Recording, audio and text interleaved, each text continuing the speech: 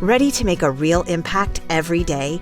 Join the Active Day Home Care team and help clients maintain their independence in the comfort of their own homes. Make a difference in someone's life as you provide essential daily assistance and protect their health and happiness. Earn up to $20 an hour and enjoy additional perks like optional daily pay, 401k, paid time off, ongoing educational training, and more. Join a team that values care, compassion, and your professional growth. Visit activeday.com to apply. I knew that would happen. All right, now I'm back.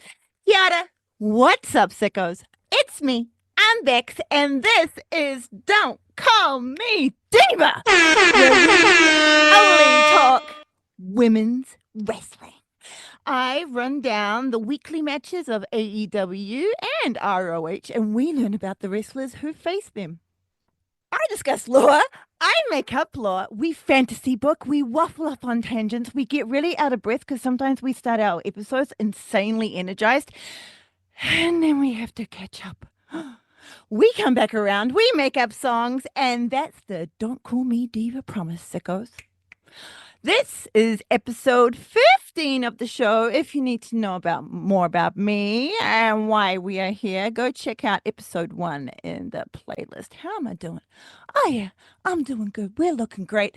We live in kayfabe here, and so in Diva Land. So let's settle in, sickos, shall we? Okay, maybe not quite the physically energetic intro next time, because, yeah. Bit breathless. Do we have some news today? Yes, we do. We have a tiny little bit of news. Miss Rebel had surgery to remove the tumor, and it was a success. Also, all healing vibes go out to you, my dear. Still dealing with everything from last year, so hopefully this is the end of it. Alex Windsor had signed with AEW, and slapped me in the face, sickos. I had no idea that she was Mrs. Bruv. AEW is becoming quite the couples retreat, isn't it? Watch out for the timeless world champion and her bowl of khakis running around the backstage area. So yay, I'm excited for her. She has actually been on AEW before. I completely forgot to look up what match that was because I'm a fraud. I'm a fraud and a charlatan. Why are you all here? So with all that, you know what time it is, people. Now, bring the boom, shake your boobs. It's 4 hours of dynamite and collision. It's Fighter Fest. YOSH!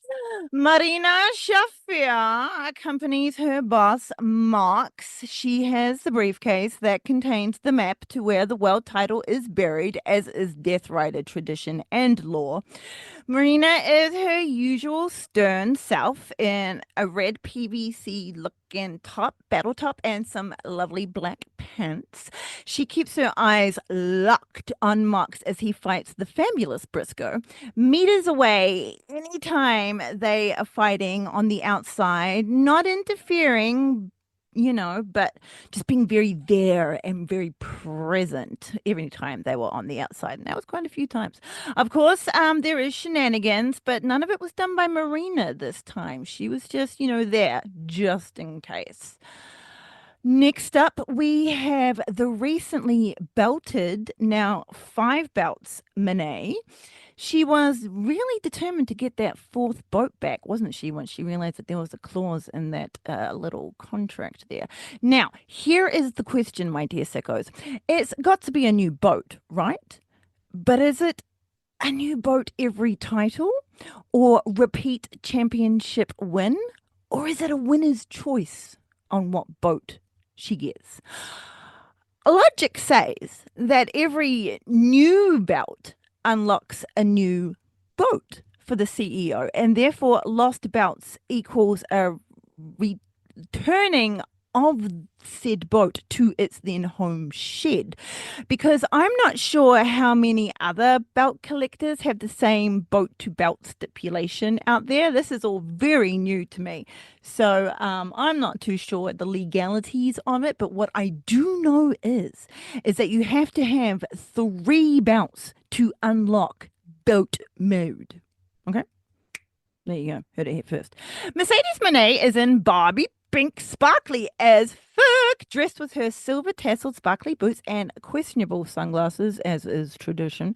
Monet is here to watch the tag match between the timeless world champion and Mina Shirakawa versus Julia Hart and Sky Blue. Mercedes Monet's vocabulary seems to have glitched on the word darling because she can't stop saying it in that posh accent since her ring chat with the timeless one. Jesus. Mercedes is not joining commentary team though. Oh no, darling. She is having her own little table delivered with a glass of wine and a slab of meat. Mercedes takes selfies and Instagram shots during the match, and the steak looks rather chewy, I have to say.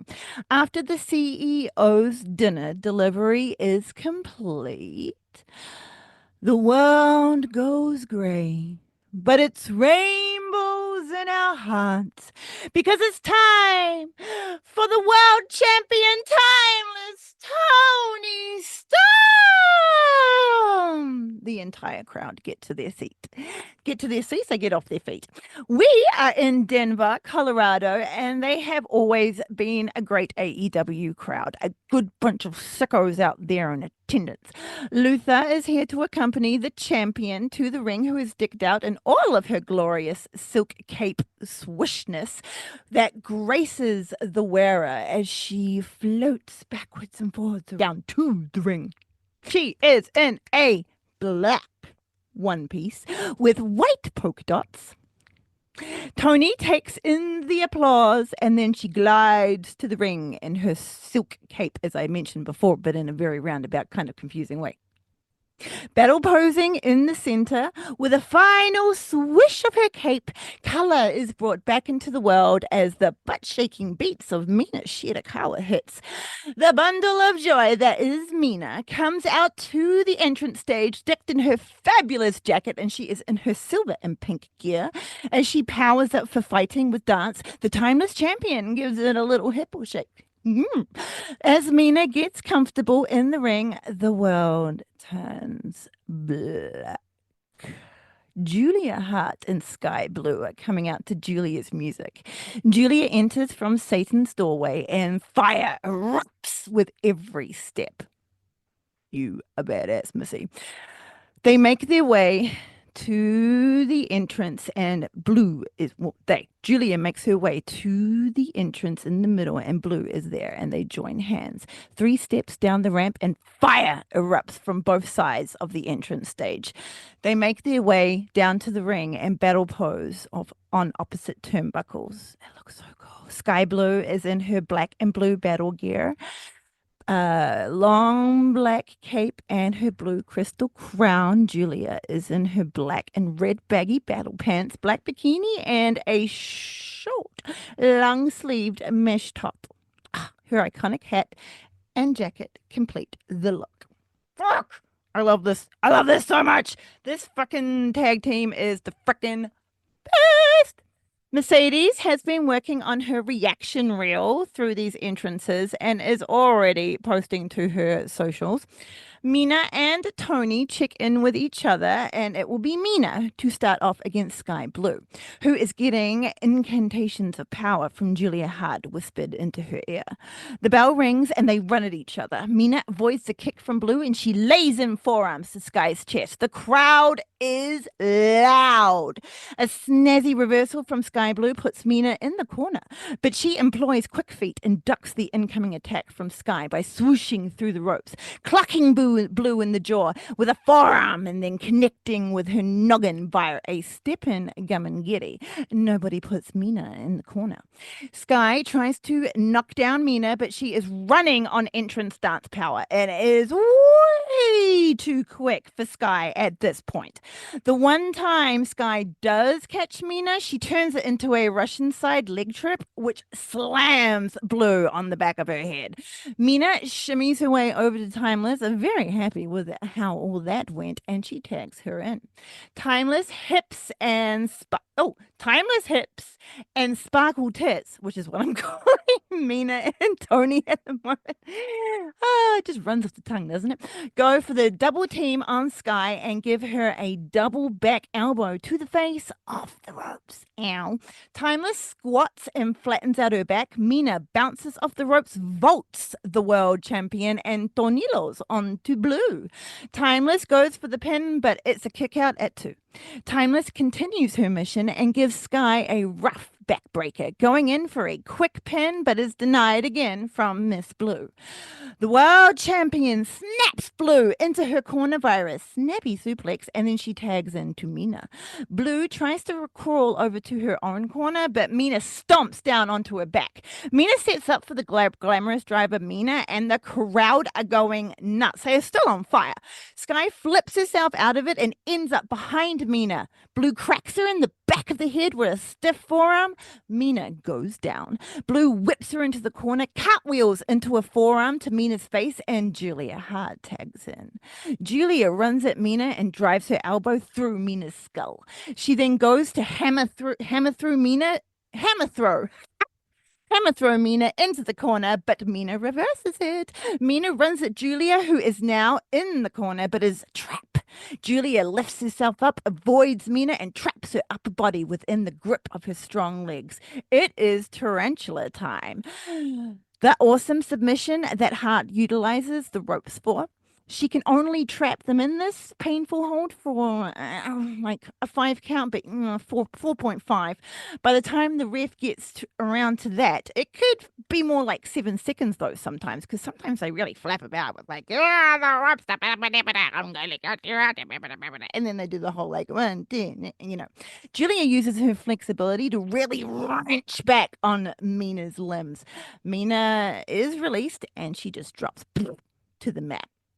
Something telepathic must have been going on between Sky and Hart, because as Mina crawls on her knees, reaching out to Timeless, Blue quickly scampers around the ring and pulls the world champion down from the apron. The champion's face bounces off the apron, and then Sky Blue slams her into the barricade. Mercedes is still on her phone and drinking wine, Cabernet apparently, according to Sir Excalibur, and the things he knows could fill an entire filing cupboard.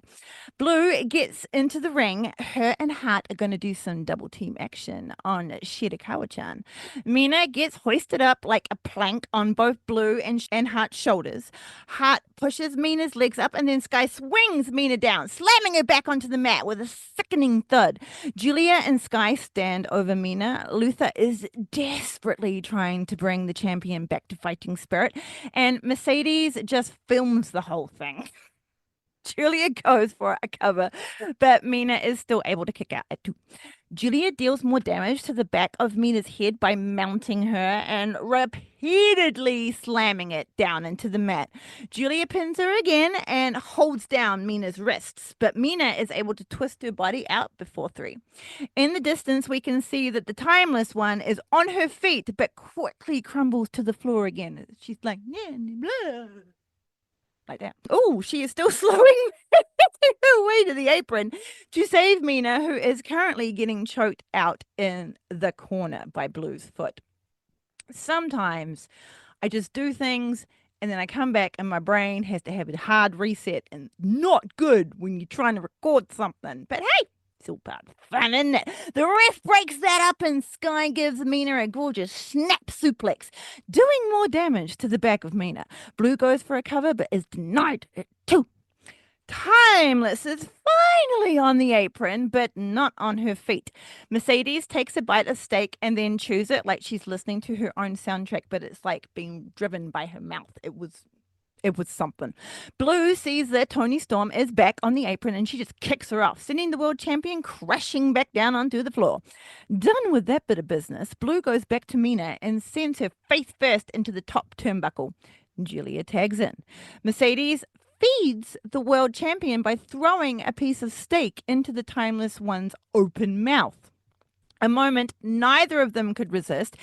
And while that's going on, Mina gets double teamed again by the Sisters of Death.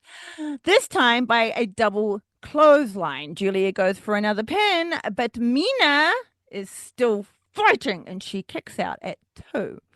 Tony better watch out for that little meal. It might give her a stitch. The crowd really get behind Mina now and try to give her the oomph she needs to break out of the grasp of Julia Hart. The flying steak has also seemed to help Timeless, and Tony Storm is back up on the apron and is on her feet. Julia Hart gives Mina a snappy little suplex into a pin, but Mina kicks out at Blue runs over to Tony and tries to pull her off the apron again, but Tony is prepared this time and tries to fight her off. Blue gets what she wants, though, and when Timeless is down, Blue knocks her block off with a stiff right. Blue then slaps her palm through Tony Storm's chest, and the champion is back down and in immense pain. She's going to need more than that little sniffle of meat. Sniffle of meat? Moving on. The crowd are doing everything they can to power up Mina, who is getting beaten by Julia Hart. Mina gets a little space between them and some elbow strikes to Julia's gut, but it is only a fleeting moment as Julia is quick to regroup and she plows through Mina. Mina lands hard on the mat and Julia attempts a pin. Mina kicks out, but the hurt keeps coming as Julia sends her into the corner and then slams a forearm right through her before tagging out to Blue, who continues to hurt Mina by slamming her face into the top turnbuckle. Ow. Mina gives Mina. Mina gives Mina some good times. Moving on. Blue gives Mina a swinging net breaker and goes for the pin. Mina is still kicking out before 3, though. Timeless is back on the apron and she is ready to jump in if needed, but so far Mina still has the strength to at least kick out. Blue drags Mina by the hair and tags in Julia. Tony is desperately trying to get Mina over to her for a tag. It's not working. Julia still has control of Mina, though, and she climbs up to the top rope to perform old school on Shirakawa, who is being dragged along by her wrist. I really hope Julia, renames that, not because of being like, meh. Actually, who am I fucking kidding? It's all because of the mirror.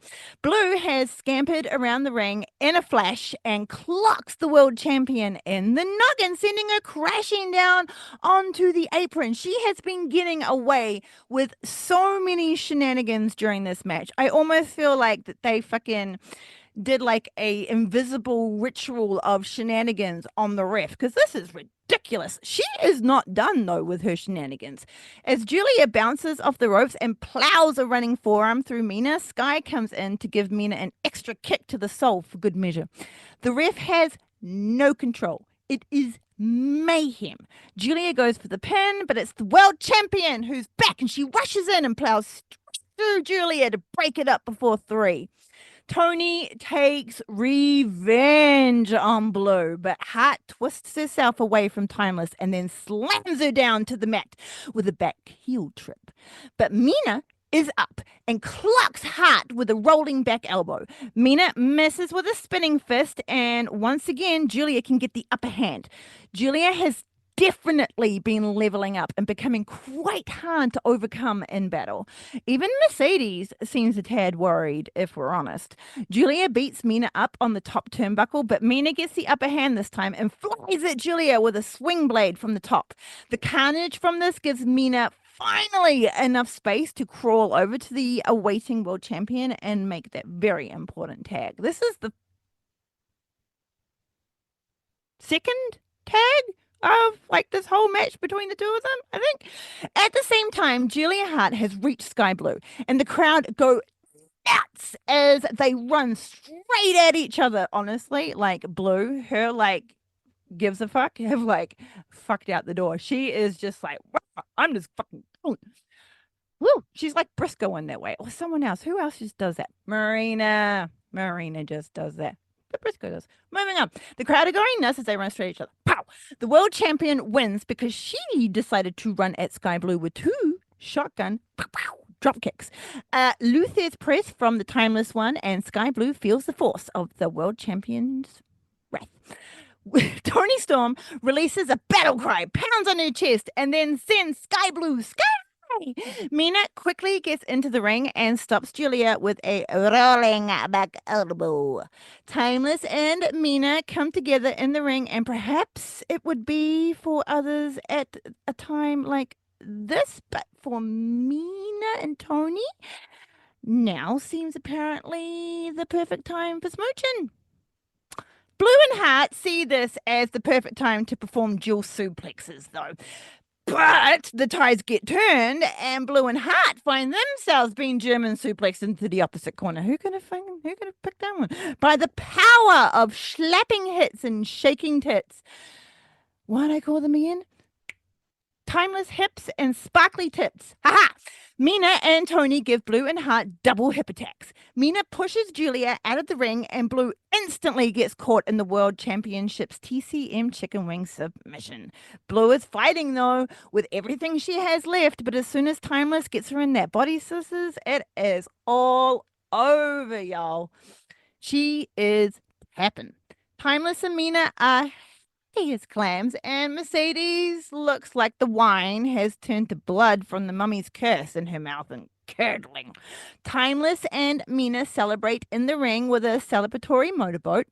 No relations to Monet's boat, of course. These are a fleshy sort of boat, not a. We're moving on. And then Mina makes her way to a backstage. Timeless has some unfinished business with Mercedes' dinner. As Denver chants Tony's name, we fade to the back because Lexi now has a Will Ospreay and she's getting the goss. I really enjoyed that match. I was very impressed by how much Julia and Sky were able to just dominate Mina, and like the way Sky was like and then like just getting the Timeless one like without her even realizing, like completely getting her off thingied. I am mega brain today, people. Yeah, no, I was just very impressed. They work so well together, but so did Timeless and Tony. But you know, that makes sense. I mean, obviously, moving the feck on, Lexi is gorgeous, but she looks extra gorgeous in this episode. I would just like to point out, thank you very much. It is an interesting outfit that looks like two different but completely very complementary men's business shirts put together under a red corset, and blue and pink ties are like belts. Very cool. It's an outfit I haven't seen created before, and I love it on her. They are both interrupted by the annoying three-letter twat that is MJF. He threatens Will's son. Lexi gets the fuck out of there, and so do we. After some shenanigans from the menfolk, we briefly stop by Miss Lexi again as she interviews the patriarchy. Good gravy! That is a dysfunctional family.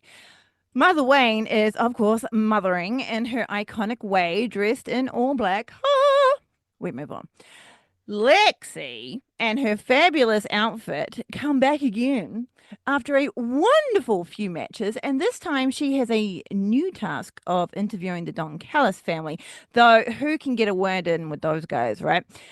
I knew how to say this before I read this. How should. Why is it that my brain can be like, yeah, I know how to say that guy's name, but then when my mouth gets involved, it's like, she, so we're just going to move on for that. You know what I'm trying to say. You know what I'm trying to say. My brain knows what I'm trying to say. My mouth couldn't give a fuck. He will be teaming with Kyle. Say my full name. My muscles are bulging out of my skin like sausages on the Barbie. Fletcher and Konosuke. I have flawless skin. Takeshita. Later on, we get a cool as fuck promo package from Tekla. She will be facing Lady Frost in her first AEW match, which is a brilliant opponent. Lady Frost kicks ass, and we are going to into that match right now. YOSH! Tekla's music hits and she is pumped. We are all pumped. Tekla is in black and red with a fluoro yellow decal, and spikes are all over her battle jacket. Her battle gear is black and red with chains and mesh. Her boots are silver. I freaking love it. It looks so cool. Yes, Tekla did get fired for punching out Taro Okada, the president of Stardom, but he deserved it. So don't feel sorry for him, okay? Tekla says something to the camera, but I can't catch it because Mr. Shivani was yabbering all over it. As he yabbers, I love him, but he's a yabberer. Yeah, I know that's pot calling kettle black. Um, I'm aware. Lady Frost is in her black and red battle gear with matching knee pads and black boots. Her hair is still black. She is not intimidated by the flashy entrance from Tekla and is ready to fight. The bell rings, but the two wrestlers are in opposite corners and they're just eyeing each other up, not running headfirst into battle. It's Lady Frost who steps forward, but Tekla quickly meets her in the middle, kicks Frost in the womb, and throws her into the corner. Ticklet runs a forearm through Lady Frost, who, sidebar, should absolutely be all elite now. She has been in many matches against the AEW roster and on ROH, and I am surprised she hasn't been signed to AEW yet. Tickler talks shit to Lady Frost and then gives her a stick kick to the side of the head. Tickler loves to talk shit, so she will be extra entertaining to watch. Lady Frost is on the mat hurting from the flurry of pain, and Tickler pounces on her and puts her in an impressive but very illegal submission. But now that I think about it, why is it illegal? So Tickler had Lady Frost's arm in like a leg scissors, right? Briefly, because Lady Frost manages to like pull it free. But her left arm was like trapped by Tickler, like back around like that, right? Tickler can take both, like, no, Tickler then takes both of her hands and shoves them into Lady Frost's mouth and then just like wrenches it open. And how is that illegal? Because if the DMD can do lockjaw, which is not like obviously pulling like her mouth apart, but it's like in there and like you're pulling it down. Why is forcing someone's mouth open illegal? Ponder on that one, sickos, because I think Tickler has a case here. Anywho, the ref counts her to 4, and Tickler has to go to Lady Frost's absolute relief. Lady Frost checks her mouth to make sure it's all still there. Tickler, rightly, I might add, gets in the ref's face while she is threatening the ref, though. Lady Frost has gotten to her feet and has some payback in mind for the toxic spider. Tickler ducks one of her kicks but gets nailed by the other one, sending Tickler into the ropes because, as you will soon find out, she owns those things, and that's probably not the best place you want to be sending Tickler. Lady Frost lets out a strong battle cry and runs at Tekla, but Tekla has wrapped her body up in the ropes and clocks Lady Frost in the head with a quick, stiff kick that completely takes Frost off guard and impresses Denver greatly. Lady Frost is dazed as and trying to gain some stamina from Brett's healing rope of power. But like I said, these are Tickler's ropes, so good luck getting anything from them in a match against her. Frost gets caught up in the ropes and Tickler kicks the living noodles out of her. Satisfied with the work, she smiles at the camera and she leans on her friends, the ropes. Tickler comes back into the ring and starts slapping Lady Frost around, and Frost replies with a stiff schwack to the gut. Then multiple forearms to the skull of Tickler makes her stumble back enough to give Lady Frost the confidence to bounce off the ropes for a momentum, but she just ends up ficking herself and catapults right into a stiff as forearm from Tekla that everyone around the arena and watching at home felt in their chest. That was rough. Lady Frost hits the mat with a painful thud. Tekla goes into spider mode and perfectly spider walks in front of Lady Frost that looks highly unpleasant and in like a really gorgeously creepy kind of way. Lady Frost shrieks, and it sounds like some of the folks in the crowd were also a little unsettled. Frost has balls though and runs at Tekla, but Tekla springs into action and missiles herself at Frost for a devastating spear. Tekla pounces on the downed Lady Frost, and puts the death trap choke on her. Lady Frost tries to hold on, but she cannot think of a way out of this through this pain and needs to tap out. Tekla holds it on for a nearly amount of time whilst staring down the camera. She finally lets go, but does not break eye contact with the camera. She scampers over to the ropes and says something again, but old yappity yap Shivani talks over it again. Tekla is not done with Lady Frost and she pounces on her and again puts her in the upper body scissors army thing, successfully trapping both arms this time and wrenches Lady Frost's mouth open again. What she did not expect, though, was a mad as fuck Queen Aminata running out, and she is armed with a deadly shoe. Tekla is like the shoe one of like in like the top five like most deadliest weapons in like the AEW women's roster at the moment. Tekla quickly lets go and gives the queen some space. She rolls out of the ring with a sadistic yet very satisfied smile on her toxic spider face. And I think that the battle between Tekla and the one and only is definitely in our future. And with that, my dear sickos, that ends our Fighter Fest rundown. That was a pretty fun show, Denver. You were great. You were fun. The venue was awesome. Fire. So it is always great when a venue can have fire. I'm always excited about that. And the things that have developed between the women who are in these matches is brilliant. So next week we're going to get Tony versus Julia Hart one-on-one, which I cannot wait to see. It is Summer Blockbuster, so it's another 4-hour shenanigans, people. Jesus Christ. I was all good because like I don't have to work the next day, so I'm like, I'm fine.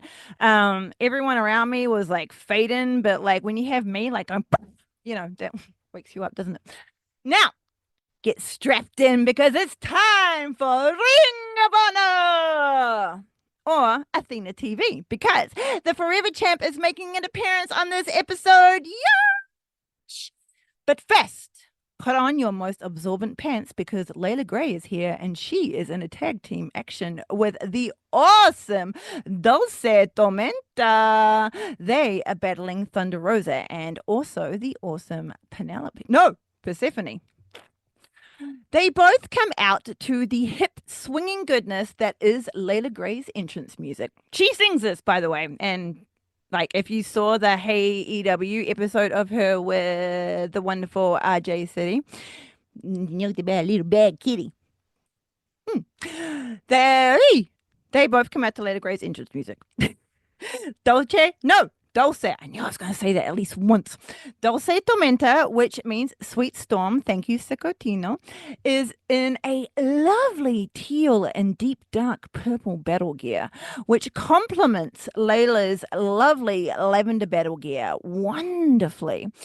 Now, y'all know that I love Layla Gray, and I have purposely not spoken about this before because I was kind of hoping that eventually one day it would just go away, but it seems like it's here to stay.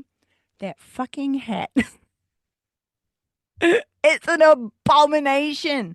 Respectfully. Dulce Tormenta has a heart on her mask and on her battle one piece, and that also has silver trims around the decal. It looks it's a gorgeous little outfit. Gorgeous little battle outfit. Dulce Tormenta is from El Paso, Texas, and debuted in wrestling around 2015 as Delilah. Her family founded and owned the wrestling promotion EP Heroes, so that's where she debuted. She came back in 2021 as Dulce Tormenta and is currently the Gulf Coast Wrestling Alliance Women's Champion. Her signature move is the Plancha. Persephone is also from El Paso and debuted in 2016 under the name Black Widow to go with her Rudo, which is aka heel personality. She made the decision to unmask herself in 2023 on a AAA broadcast, and that's when she changed her name to Persephone. She is with CMLL now and won the recent CMLL Universal Amazons Championship by winning their Tournament of Champions. Her signature moves are the lasso from El Paso and the flatliner. Layla Gray and Dulce Tormenta do a cute as look on the ropes battle posy thing, and like once they're in the ring, and they already are looking like a team together. It's so fucking cute. Thunder Rosa's music kicks in, which absolutely kicks ass, as we know. And Thunder Rosa bursts out onto the stage in her cool as fuck Mexican colors battle gear. The long jacket, which has wide lacy cuffs, is so fucking cool. That battle coat and battle gear roll.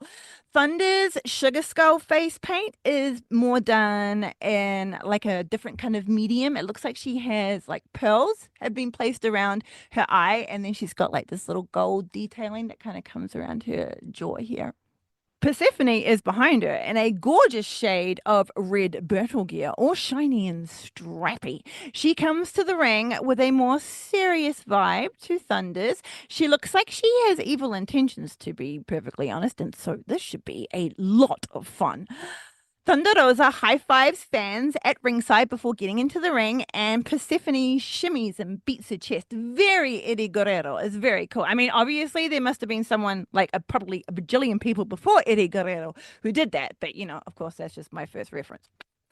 The crowd are absolutely pumped for this, and we will have Layla Gray facing off against Persephone first. Right. Bexy sidebar. Greek myths were my damn as a young teen. So having a wrestler named after Persephone is very cool for me. She is actually named after the Greek god, so that's why I'm like actually no, she's not a god. Is she a god? Moving on. Oh, no. Yeah, she's definitely a god. Blah, blah, blah. Long story short, Persephone was the daughter of Demeter, the god of agriculture. Hades, which is her uncle, yoinked Persephone and held her hostage in the underworld as his queen because she was just so fine. And he was just like, she went here. And it was with the help and consent from her own father. And yeah, her own father, Zeus. Ew. Ew, ew, ew.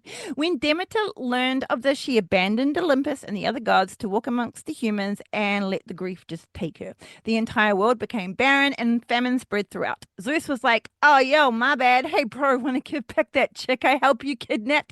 Yeah, my daughter, your niece. And Hades was like, sure. Hey, Persephone, got your nose. And tricks her into eating pomegranate seeds, binding her to having to return to the underworld every year.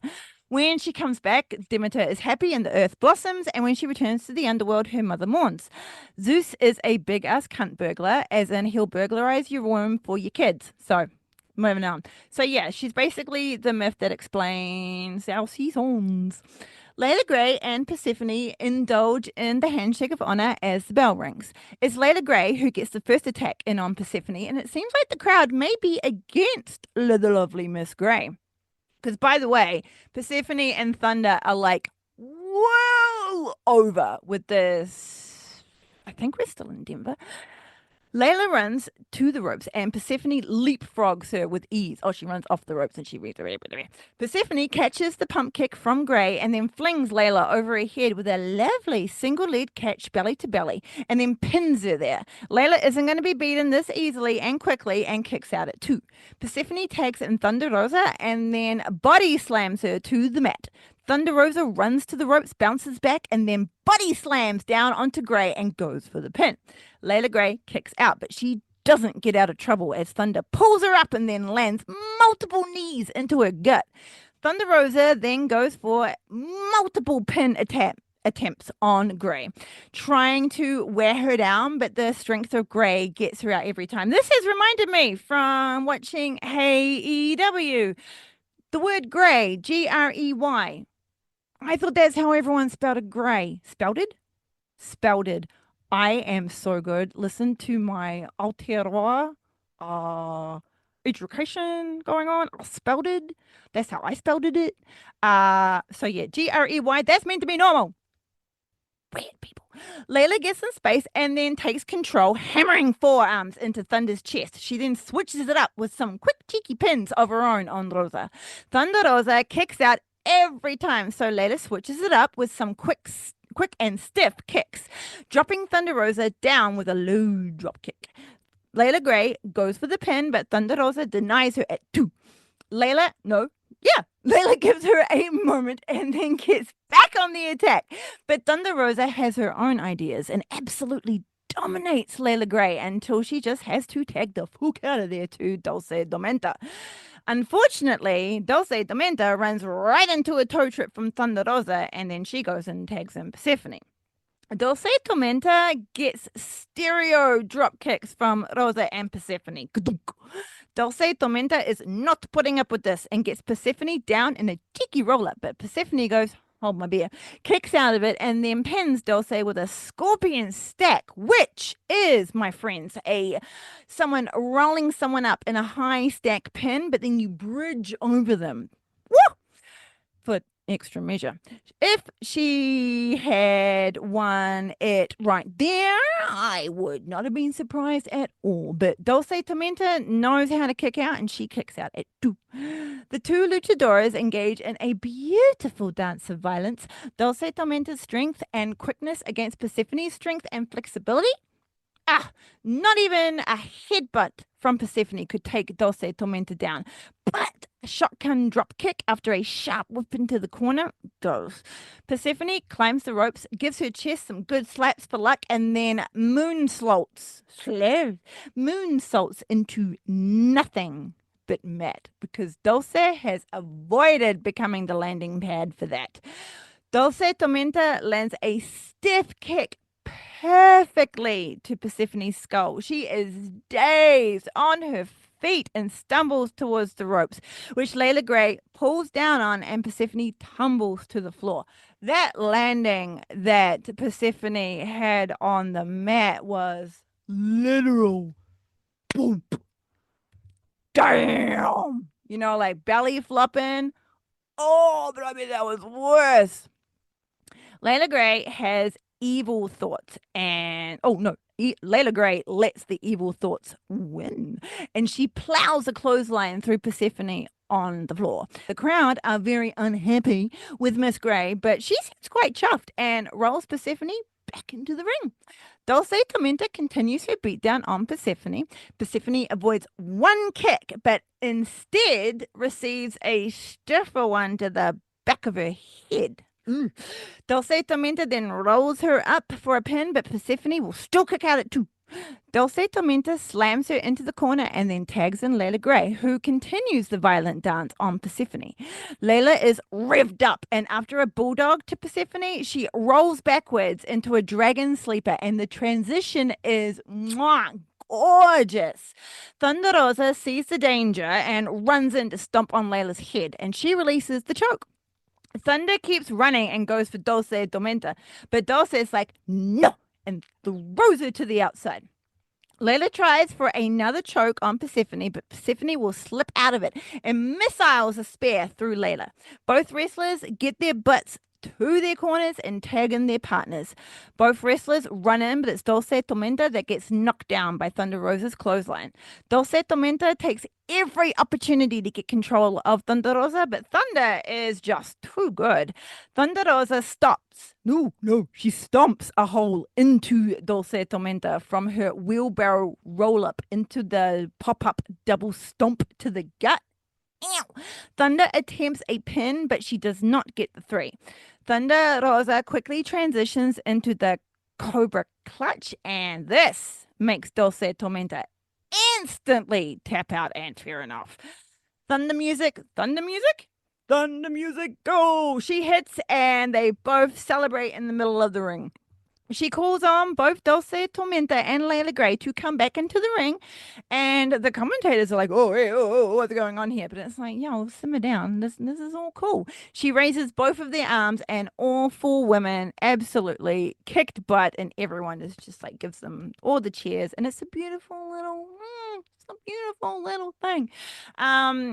Thunder Rosa and Timeless Tony Storm are like some of the biggest freaking cheerleaders for this women's division. They're freaking best. We get a backstage promo a little tiny bit later from Thunder Rosa and Persephone, with Persephone starting us off with holy fraggles, yo. Okay, Persephone just unlocked a memory, and I have no idea what her name is, but she like looks insane, like almost the doppelganger of Persephone. She's just like a white Māori. It's mental. Woo! I have no idea who that chick was, but it was ages ago. Anyway, moving on. Persephone invites Thunder Rosa down to CMLL to help her out in a fight, and of course Thunder Rosa accepts the match at ROH and CMLL's upcoming Global Wars, which I would like to point out they have been doing for years. So don't get it twisted.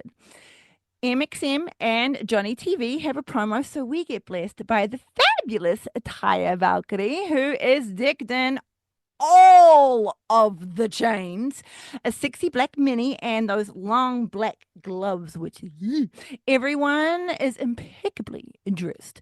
Taya does a brilliant job translating Mansoor, and we move on.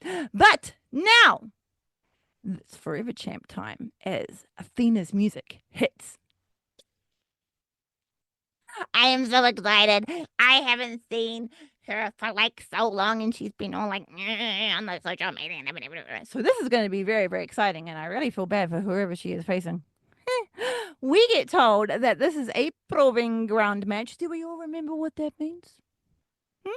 Good. Okay, if you don't remember, the challenger has to win the match or survive 10 minutes with the champ to get a title shot. Okay? Okay. Athena is not happy. She's not a happy, unhinged self at all. And she walks just straight normally to the ring.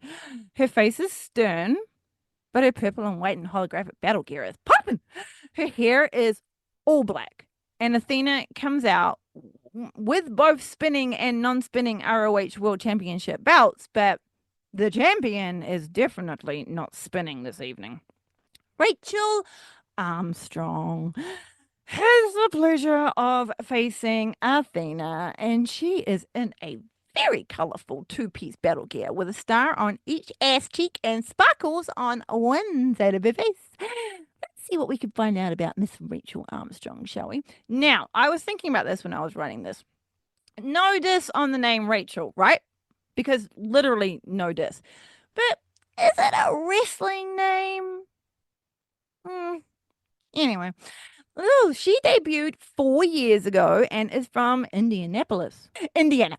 Her signature move is the 450 splash, so she is a high-flying woman on the go. It looks like she has had a few intergender matches in her career, like a lot, like first ones that she started off with, and she has worked in Eve over in Britain recently. Eve is an independent all-women's pro wrestling promotion, and it incorporates feminism, punk rock, and pro wrestling. So it sounds perfect for our dear sicko, Miss Brett Michelle. She'd fit in great. I remember watching some of those matches from Eve like donkeys ago when I wanted to see some of JB Hayter's work, and I just completely forgot about it. Rachel Armstrong is the current Wrestle Arts Global Women's Champion. As the two wrestlers walk up to each other for the handshake of honor, as is tradition, the crowd are solidly behind the world champion Athena. The bell rings, and Athena rings a bell of her own, Rachel's head. And then it's nothing but a world of pain for Armstrong. Athena goes hard, beating Rachel down in the corner. But before the ref can count her off, Athena tosses Rachel into the opposite corner and continues with stiff forearms, repeatedly smashing them into Armstrong's chest. This time, Athena snaps at the ref, who's trying to stop her, and she backs him down quick. The ref cowers backwards away from the enraged Athena. This gives Rachel space, though, and she ninja rolls out of the way of the incoming raging Forever Champ. Rachel is now able to move with and against Athena and counters out of a nasty attempted chokeslam and does a lovely wheelbarrow into an arm drag that gets the champion off her feet for a moment before she races back at Armstrong, who expertly ducks Athena's lariat and then rolls her off her feet. Rachel ninja rolls and then plants a kick right in Athena's face, followed by a sharp DDT. Rachel Armstrong climbs to the top rope, but Athena notices and rolls herself out of the ring. Rachel just adjusts accordingly and missiles herself at Athena with a tope suicida. But holy frying fraggles, people! Athena stands her ground on the floor and yoinks Rachel out of the air, completely stopping her attack. Just for fun, Athena slams her into the barricade, not once, not twice, but thrice. The crowd chant Athena's name, but she is glaring holes through the ref, who is just trying to be a verb. Athena rolls in to break the count, but only that. She goes back to the floor and then back to hurting Rachel by throwing her into the steel stairs. Athena is pissed and yells her frustrations at the crowd. This is not worthy enough opponent for the forever champ, in her opinion. Athena is the longest reigning champion in ROH and probably in maybe like the top 10 longest reigning championship reigns up until like now for anyone. And I agree with her. We need more top tier wrestlers facing her before she gets born. And she might already be born. Rachel tries to stand toe-to-toe with the forever champ, but one rough clubbing forearm from Athena just bashes through her defenses and she beats Rachel down. Athena still has a firm grip on Rachel's wrist as she yells, "Who's the best in the world?" And this wakes Rachel up as she quickly leaps up on Athena's shoulders and brings her down with a crucifix into a roll-up that gets absolutely stopped in its tracks by Athena, who counters, deadlifts Rachel off the mat and lifts her high above her head.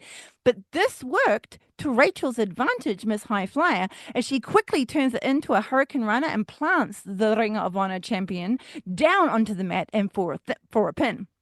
Athena breaks that shit at 2. Athena ducks in the incoming lariat from Rachel, wraps her up, and then flings her over her head and onto Rachel's own head with a swift suplex. Athena is still fuming. She brings Rachel Armstrong to her feet and up onto her shoulders in an electric chair. Athena walks over to the corner of the ring and climbs the ropes, which is new and very impressive to do.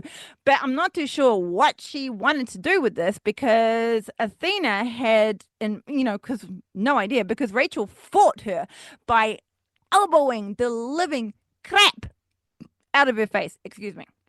My body came up to say hello, Athena, until she lets go, and then Rachel just back kicks Athena in the face, like right there. She's gonna mush. Athena lays out on the mat, and Rachel continues on up to the top rope. Yo, holy flying fraggles here. I know this has been a holy flying fraggles episode, people. Rachel executes the most beautiful 450 splash I have ever seen, but she lands belly and face first onto the mat. No Athena in sight as she has rolled herself out of the way last second. Holy crap. She propels herself to her feet from the impact, but it's not out of choice. That's just an involuntary body reaction. She just is crumbled in a painful statue, and then she just falls to the mat. Oh, Jesus Christ. And they replayed it often. Athena has one last jaw-dropping, pants-soaking feat of strength as she hoists Rachel onto her shoulders and after a significant delay, slams her down to the mat with a straitjacket bomb. A thing of beauty. Then a two and a 3. Athena takes the win, but she still isn't happy. Athena looks down at Rachel with evil intent and starts laying into her. The ref tries to stop her, but she just staunches him out and he gets the spook out of there.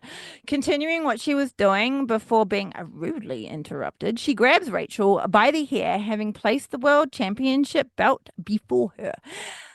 But surprise, surprise, what do we have here? The sounds of Thunder Rosa's music hits and Athena jets it out of the ring, lickety split. She's like, maybe not. Thunder Rosa helps Rachel Armstrong to her feet, but in the other hand, she has the Ring of Honor World Championship. Athena, in her haste, had left it behind, and she is livid when she sees that Thunder Rosa has her belt in her hands. She is just yelling at the ref to get it back for her as we fade away. Dalton Castle's coming back. Okay, that's it. So that's the end of our weekly rundown. What do you think about that? There are some interesting things that are building up for our Grand Slam Mexico, which of course won't be this week, but it will be. Holy fuck, I've just realized that's going to be another 4 hours of tally, isn't it? That's going to be like 3 weeks in a row of 4 hours of tally. Well, I'm glad I don't work the next day, I'll tell you that. Jiminy crumpets. So basically, you know, I mean, honestly, we say like 4 hours. I personally am not like, because it like I can watch 4 hours of wrestling easy fucking peasy, especially when we watch it, because we don't watch it live because of when the bloody time it comes out. We watch a little later, so we can like obviously like fast forward through the whole like musical interludes when they have like imposed ads. Only brings it down a little bit, but still, like I can pause it, I can do whatever I want. We can all do whatever we want. A whole group of us comes over. It's fucking fun as shit. So 4 hours and then 4 hours and then 4 hours again. I'm just like, that's fine with me. Leaves me with my Sundays free to like watch something else. That's all good. I get to do all this in one go and voila. Still gonna bring the boom, shake the boobs because it is still technically Dynamite. But we're basically getting like 3 weeks of like free pay-per-views. Well, I mean, not free if you have to pay for the subscription doohickeys, but like semantics. How lucky are we? How so freaking lucky are we? And next year's this week's episode is already going to be like a big one, like with the blockbuster. But next week with the Grand Slam, holy shimmity shangos, that's going to be mental. And then Forbidden Door's got to be coming up pretty damn soon too, because I know that is before All In, right? Yeah. So, Jimmy, strap in, people. Some of you may still have to do this in clumps, but whoo, I got to tell you, a 4-hour show with my energy level, I sleep like a baby afterwards. I'm just like, I just chill out for like an hour or two, and I'm just like, it's great. Have wrestling dreams. It is awesome. So that's what's coming up with the sickos this, upcoming weeks. Awesome. And we are so close to All In. I am so excited. So fucking cool, yo. Everyone who's going, go. Be loud, because I will be watching and judging. Forever judging. All right, moving on, my lovelies. We are going to talk about the Fourth Rope Wrestling promotion, YOSH. So, unfortunately, they don't use 4 ropes in their ring. I mean, it makes sense because you'd have to like build your own, and I know that's a bit tricky, but hey, it would have been fun. But so you may have some of you out there may have heard about a lovely AEW fan by the name of Westside Gunn. Anyone? So, of course you have. Well, this is his wrestling company. They have had 3 pay-per-views so far. They've all been called The Heels Have Eyes. So The Heels Have Eyes 3, it started off because the other Heels Have Eyes are both of them his albums. I think they're from his albums, like the first one and the second one. So like that's kind of cute that like the pay-per-view has been like, these are my albums, but then we're going to move it on. I don't know. I can't really like describe the cuteness of it like merging in my brain. Y'all will be so surprised about that. But it's adorbs and I love it. So the first one was called Steel Praying, which I'm sure if I like hacked up an American accent would sound like Still Praying, I'm sure. But I can't do that. Well, I could, but we just won't. Hills Have Eyes 4 is just called Atlanta because I guess Atlanta doesn't need any doesn't need any more explanation. And the Heels Have Eyes, just Heels Have Eyes, for the culture was very, very recent. They did that with GCW, and it was this month. Oh, no, sorry. And then this month, they have a fourth one, which is coming up in Paris. Now, me and the lovely Shane were discussing this before, and with his wonderful information and with our amazing detective work because we are on the pulse. That coincides with Paris Fashion Week, so that's fucking cool. Passion Week, Passion Week. That's a whole different kind of week.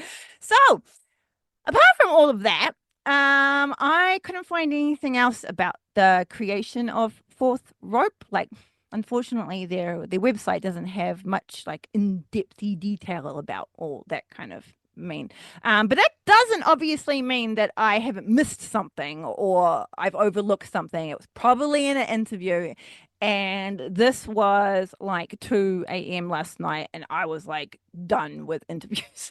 So yes, I probably have like missed like him talking about it. So I apologize, but I couldn't find anything written down. It's a new promotion.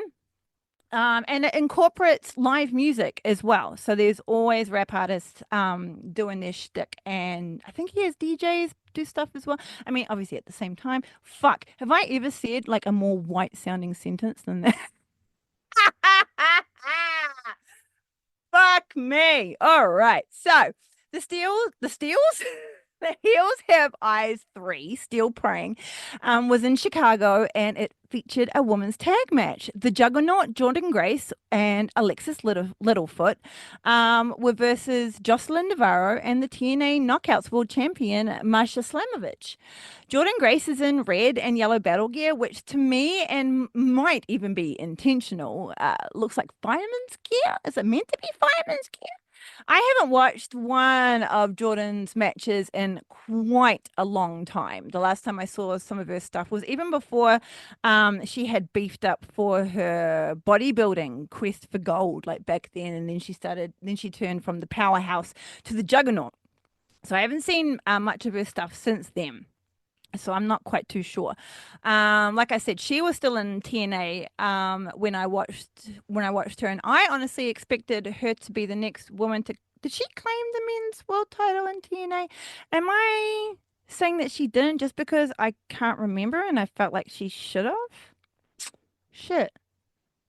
I can't be bothered looking that up right now. You can't be bothered me looking up right now because you are on your phone right now Googling whether or not that happened.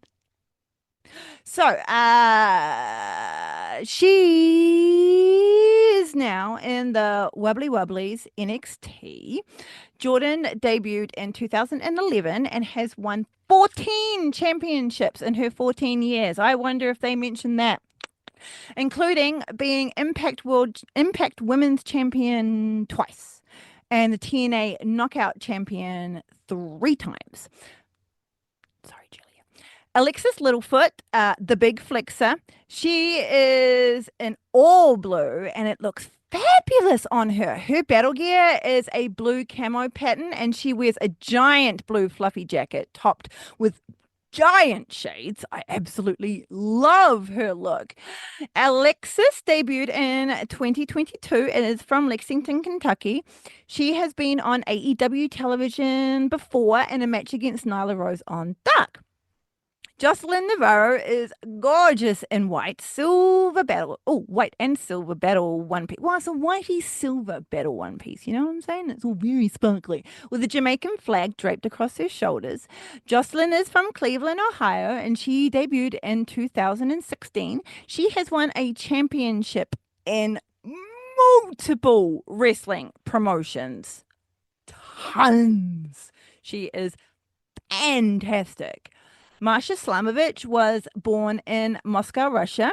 The current TNA title holder is also the GCW title holder, which is the Juggalo Championship Wrestling. And she is just recently the ICW Women's Champion. Her battle gear is all punk goodness. She debuted in 2016 as well as Skin Ripper, and I love that name. She totally should have like kept it. Like, oh my God, like if that's going, I want it. Just call me fucking Skin Ripper. Oh, that's such a cool name. But no longer that. Meh. As Masha Slamovich, she defeated Chris Statlander for the VPW's Women's Championship, and that broke her world title cherry. The set for the show looks really good. It's minimal but very effective. They just have like one like lighted up tunnel that they come through. And they had a real decent crowd too, who was pumped for everything the women were doing. And it seems like a really fun environment to be a wrestling fan. So like if they were that pumped for like the women's stuff, they would have been going equally as crazy for like the men's stuff as too. So it was all a really, really good vibe. The ring was in all red, including the ropes, and it was really freaking cute. But when someone got thrown into the turnbuckles, they made this little I didn't expect that. And they came right into my headphones and I fucking died. Slamovich and Navarro won that match. It was very cool. You can see all these on their YouTube channel as well. All for free. You can all watch them. The Hills Have Eyes 4, which was in Atlanta, had Masha Slamovich facing Tiara James this time. This match was a brilliant match, and the crowd again were on absolute fire. Tiara James is strong. Wow, she is from Cincinnati, Ohio, and debuted 3 years ago, though she doesn't work like she's only been in the biz for 3 years. Like, hell no. Tiara James has exquisite battle gear. She sparkles like diamonds.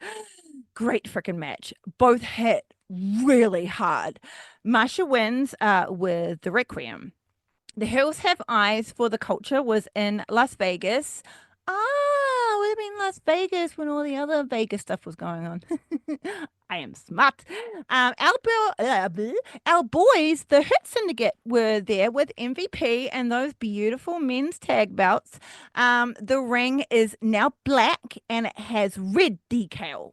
Red decal? Yeah, red detailing, like the words and everything, all in red and shiny red. And I like that a lot. I did like the all red, but seeing now the black with the red, visually pleasing. Very, very chic. I like it. Very chic. There are two women's matches on this card. A tag match of Masha Slamovich and Alexis Littlefoot. And Haley J and like just some chick called like Vix Crow. I don't know. She looks really cool. I kind of like her. Like I might be like a fan, like maybe. So Haley J is a loose fucking goose, and Vix Crow is chef. Yeah, freaking love Alicia Fox. Now Vix Crow.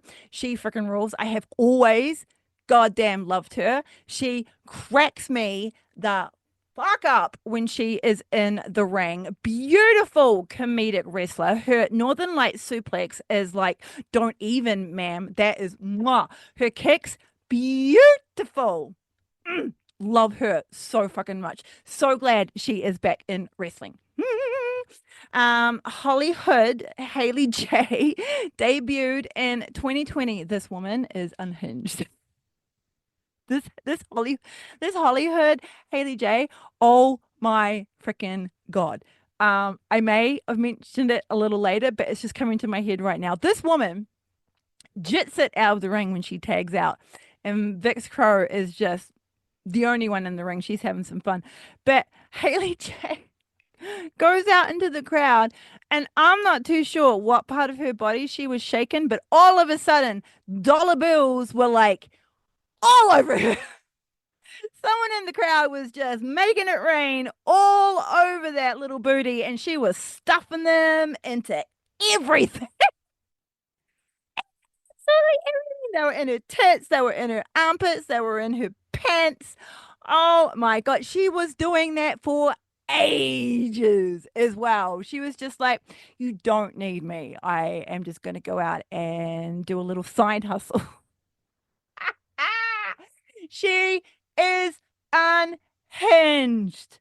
I love her. I love her. Hollywood, Haley J. Fucking, you will not be disappointed. Even if you just go and watch this match, it will just make you want to watch all of her shit. She's fucking unhinged. Oh my God. So anyway, she is currently the WOW Tag Team Champion under the name Holly Swag with a Penelope Pink. Haley J has been on Collision before, facing Sky Blue on a dark match. Facing Sky Blue on Collision. Did I say that? Yeah. And on a dark match against Taya Valkyrie. I would be interested to see if she is in her full character glory in these matches. The match is a fabulously fun match with some beautiful comedy sprinkled in there. Yeah, as I say, she went into the crowd, got like absolutely like, you know, doused with money.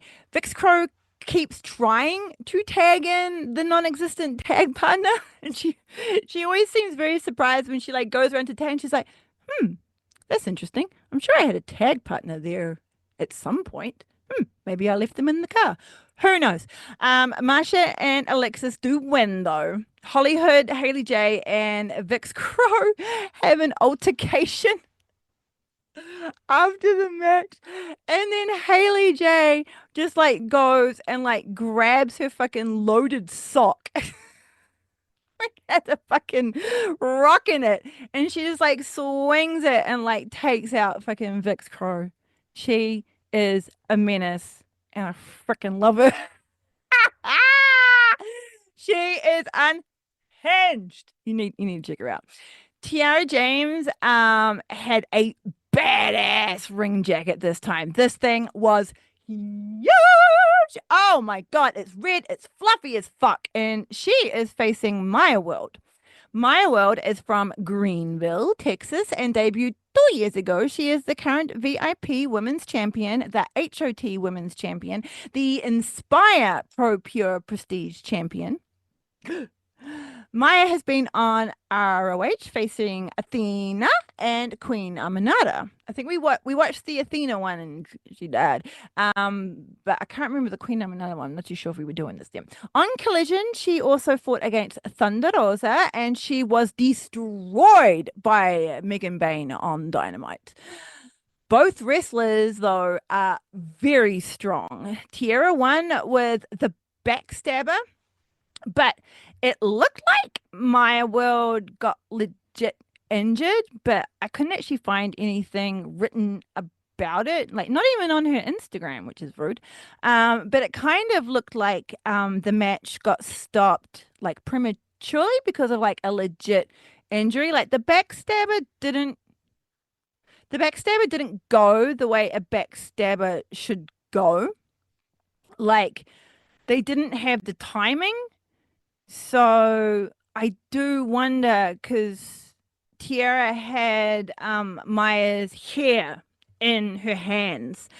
And usually with like a backstabber, you hold the shoulders and then pull back. But yeah, she was holding onto her hair and for whatever reason, Tiara went down on her back with her knees up and, of course, like pulled Maya down to come with her. But Maya wasn't going with her at the same time. So it kind of looked real wrenching, like on the neck. You know how sometimes you can see things, but you don't know what, you do internally. But then that was like it. And like the way the ref did the count too, he didn't hit the mat for the third. Like some people, how like it's happened with like someone's like missed their mark and they were meant to kick out, but like the ref's like, you meant to fucking kick out. And then she must have like said something to him real quickly because he was like, and then he was like, nah, we're fucking done here. Like match done. And then she got helped out by the ref. But yeah, nothing on her socials, nothing written or anything. The only thing that is written is people just say that Tiara James won by backstabber. And it's like, well, kinda, technically.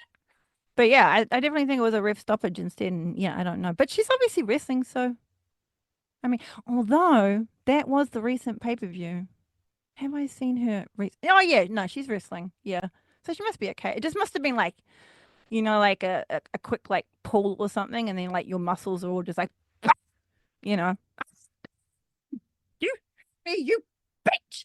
You know how like muscles like to do when like you're just trying to live your life. Anyway, what are your thoughts, my lovely sickos? If you so wish, you can leave them as little comments in the appropriate sections of wherever you are. I love doing this. Have you noticed? Let me know if there are any women's wrestlers or matches you'd like me to talk about. And if you would be so kind as to like and subscribe whilst you're there, I'd be very grateful.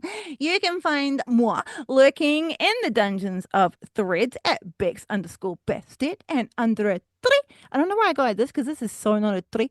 And Sky Blue at Bex-Bastet. Today, I want to shout out Brett Michelle, my sicko in crime, the one, the only, Mrs. Ass herself, the fabulously trans artist of many mediums who has a great show on all podcast providers and YouTube called The Hard Way with Brett Michelle. Happy Pride, my friend. Mwah, I love you. As always, thank you to Shane, my excellent producer, editor, promoter extraordinaire. Go check out some of his work on the Ethos Media Network. Go check out the Sickos Club and at Sickos Club on Threads. You've never met a more, what is it, inclusive, smart, kind, and talented bunch of silly sausages until you get hooked up with those sickos. This is Don't Call Me Diva. Women's Wrestling Rules! Don't be a dick.